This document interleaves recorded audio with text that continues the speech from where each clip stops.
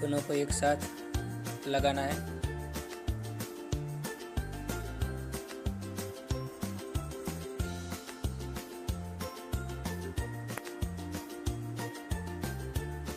एक बार चेक कर लेंगे ठीक से बैठा है कि नहीं।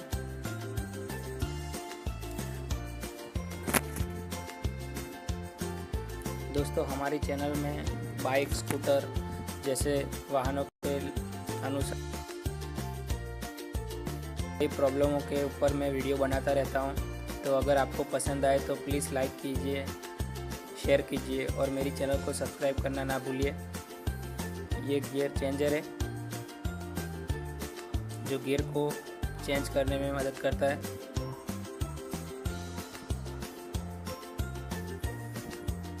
ये 3 होते हैं। क्लच शाफ्ट पे एक लगता है छोटा वाला और 2 बड़े वाले आउटपुट शाफ्ट पे लगते हैं।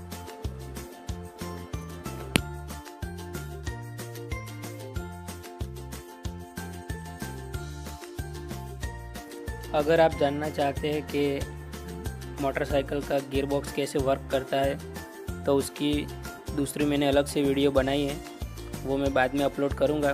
तो वो वीडियो आप ज़रूर देखें, जिसमें आपको पता चलेगा कि जो टू व्हीलर का गियर बॉक्स होता है वो असल में काम कैसे करता है।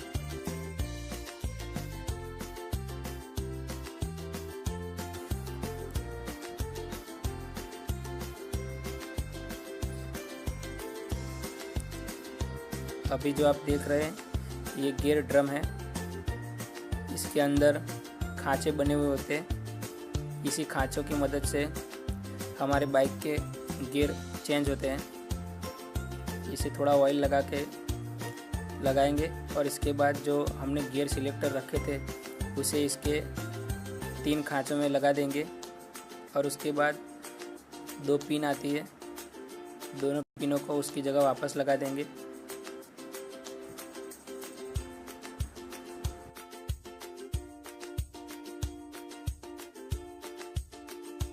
जब भी हम गियर का काम करें तो एक बात का ध्यान रखें कि जो गियर होता है वो न्यूट्रल पोजीशन में एक शाफ्ट अपनी घूमनी चाहिए और एक शाफ्ट नहीं घूमनी चाहिए। ये बात का ध्यान रखना चाहिए, नहीं तो बाद में आपको इंजन वापस से खोलना पड़ सकता है। इसलिए वीडियो को ज़रूर से देखिए, पूरा देखिए, तभी आपको पता चलेगा कि इंजन में गियर बॉक्स का फिटिंग कैसे होता है। इसलिए वीडियो को पूरा देखें।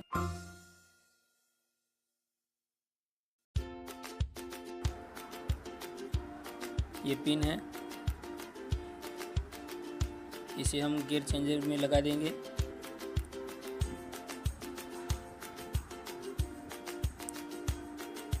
गियर ड्रम को न्यूट्रल पोजीशन में रख के हम आउटपुट शाफ्ट को पकड़े रखेंगे और जो अपना इनपुट शाफ्ट है जिसके ऊपर क्लच लगता है उसे एक बार घुमा के हम चेक कर लेंगे। तो गाड़ी जब न्यूट्रल पोजीशन में होती है तो क्लच शाफ्ट घूमनी चाहिए लेकिन आउटपुट शाफ्ट नहीं घूमनी चाहिए।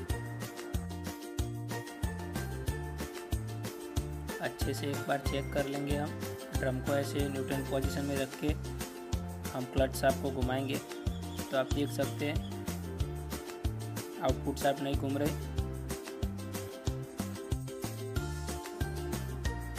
इसके बाद हम जो अपनी किक होती है उसका ये स्प्रिंग लगाएंगे।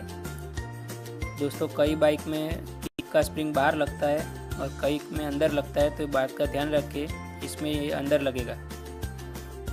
इसके बाद हम क्रैंक बिठाएंगे, हल्का सा ऑयल लगा देंगे बेरिंग में पहले, जिसमें हम पहली बार जब इंजन चालू करें तो ऑयल जब तक ऊपर पहुंचे तब तक हमारा बेरिंग ख़राब ना हो। इसके लिए हम पहले से थोड़ा थोड़ा ऑयल लगा देंगे, नीचे भी ऑयल लगा देंगे। इसके बाद हम क्रैंक को बिठा देंगे। हम जब क्रैंक को बिठाए तो कनेक्टिंग को एकदम सीधा पकड़े रखेंगे, नहीं तो बाद में क्रैंक फंस सकता है, ध्यान रखें। अपना इंजन का अंदर का जो सारा पार्ट्स था उसका काम एकदम कंप्लीट हो गया है। इसके बाद हम एक बार क्लीन कर लेंगे, क्योंकि इसके बाद हम इस पर थोड़ा थोड़ा एनाबॉन्ड ट्यूब लगाएंगे और उस पर पैकिंग रख के हम कवर को बंद कर देंगे। ये अपना इंजन का मेन पैकिंग है। इसके ये एक्स्ट्रा भाग है उसे हम कट कर लेंगे।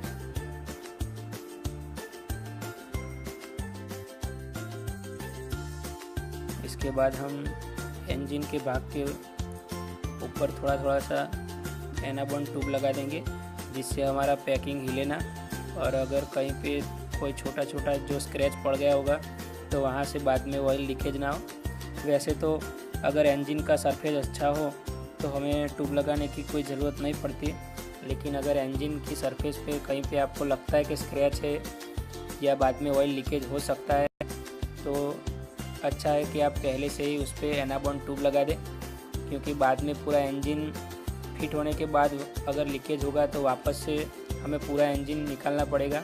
तो इससे अच्छा है कि हम पहले से ही इसके ऊपर थोड़ी थोड़ी ट्यूब लगा दें। ज़्यादा नहीं लगाएंगे, एकदम हल्का हल्का लगाएंगे, क्योंकि अगर ज़्यादा लगाएंगे तो एक्स्ट्रा ट्यूब ख़राब हो जाएगी। जितना ज़रूर है उतना ही लगाएंगे, हर तरफ थोड़ा थोड़ा लगाएंगे। उसके बाद हम इसके ऊपर पैकिंग रख देंगे।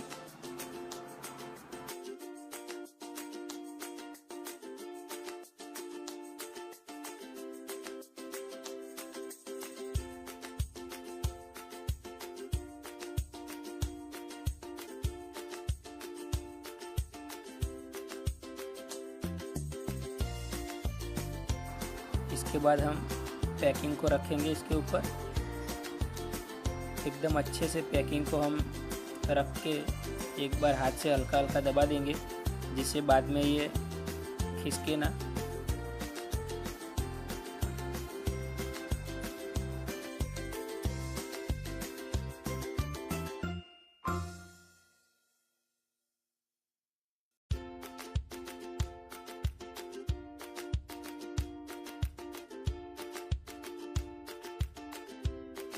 और इसके बाद हम इसका ऊपर का जो कवर है उसे लगा देंगे।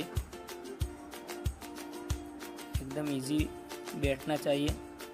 इसके ऊपर हम किसी चीज़ से ठोक पीट के इसे नहीं बिठा सकते, हल्के हाथों से ही इसे बिठाना होता है। इसके बाद हम 8 नंबर के दो सबसे लंबे वाले बोल्ट लगा देंगे क्लच साइड। ये दो ही बोल्ट इस साइड लगते हैं, बाकी दूसरे जो बोल्ट है वो दूसरी साइड लगते हैं। इसके बाद हम इंजन को उल्टा फिरा देंगे।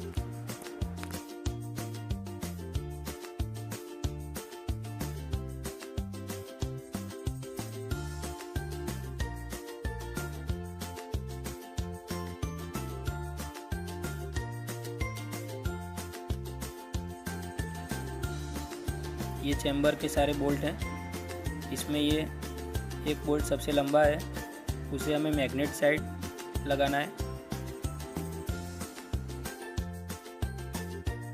और बाकी जो बचे उसे हम बाहर की तरफ सब अपनी अपनी जगह वापस लगा देंगे।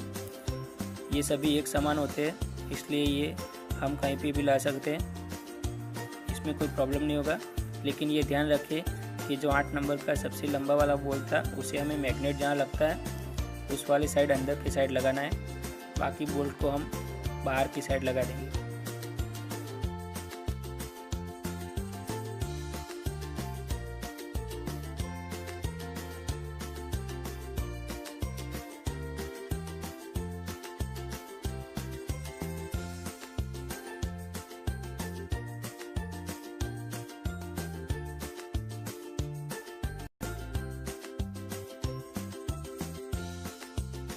इसके बाद हम 8 नंबर के टिप आने से सारे बोल्ट को टाइट कर देंगे।